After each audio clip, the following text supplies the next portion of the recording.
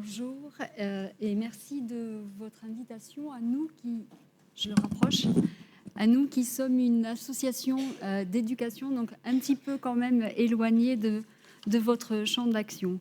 Hop.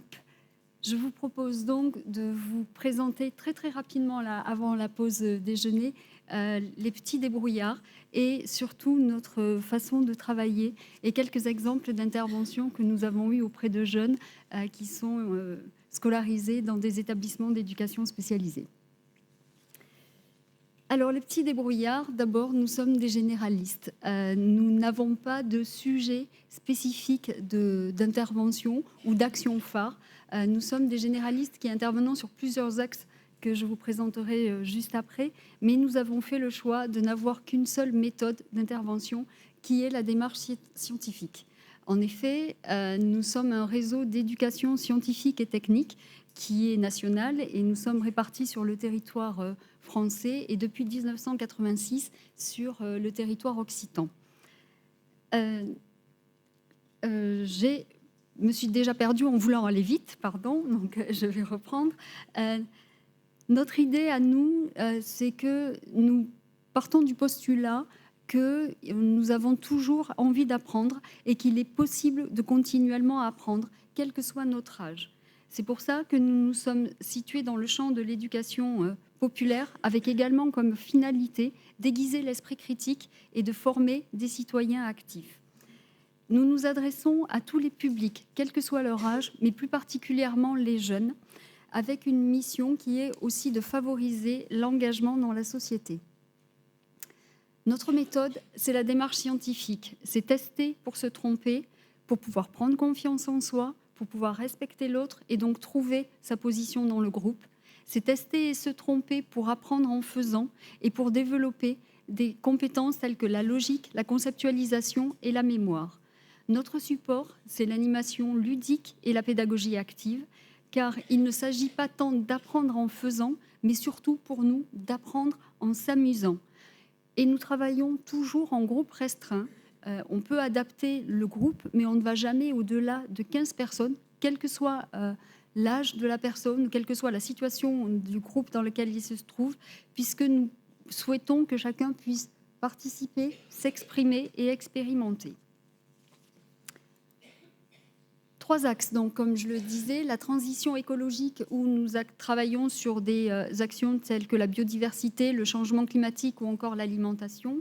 La transition numérique avec des actions qui peuvent être très techniques comme la robotique ou l'éducation aux médias avec les fake news ou bien l'accès aux droits. Et surtout, notre programme qui relève du domaine des sciences-sociétés, être humain, vivre ensemble. Ce programme interroge la notion de diversité, de stéréotypes, de préjugés, mais aussi, un peu plus lointainement, les sujets de lutte contre les addictions ou de vie affective et sexuelle des jeunes. Pour au final, l'idée de ce travail-là, c'est de renforcer le vivre ensemble. Et en fait, c'est le fil rouge de toutes nos interventions. C'est ainsi que nous avons pu développer de multiples projets avec des jeunes qui sont souvent scolarisés en établissement d'éducation spécialisée. Et ces quelques images illustrent le résultat des projets partenariaux que nous avons menés.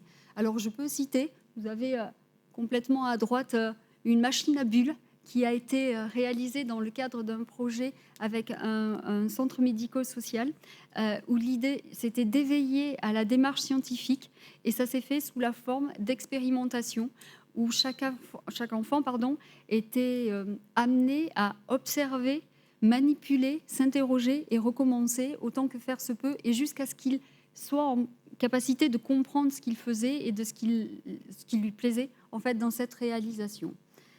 Nous avons également développé un programme sur l'alimentation qui est parti du cycle des végétaux depuis le potager jusqu'aux propriétés des légumes récoltés. Alors, propriétés scientifiques pour nous, puisqu'on le veut un petit peu amusant, qui était par exemple de transporter de l'électricité à partir de pommes de terre. Et ce projet a été scolarisé là également avec des enfants scolarisés en établissement spécialisé. Et il nous a servi de base en fait à un projet beaucoup plus global avec des éco-délégués qui étaient dans une cité scolaire à l'autre bout du département. On a tout un lot d'autres actions, mais nous avons, par exemple, développé un programme sous financement étatique dans le cadre de la lutte contre toute forme d'addiction. Et c'est en ce sens-là aussi que nous sommes des généralistes, car nous n'abordons pas la question des produits. Nous ne savons rien, nous, parfois les jeunes en savent beaucoup plus que nous sur les produits. En revanche, nous travaillons sur la prise de conscience de l'addiction au travers de la compréhension du fonctionnement du cerveau. Et enfin, je peux citer, et c'est la photo qui est complètement à gauche de l'écran, une action d'éducation aux médias qui est illustrée ici par la dernière phase de l'action, qui est la valorisation lors de notre festival.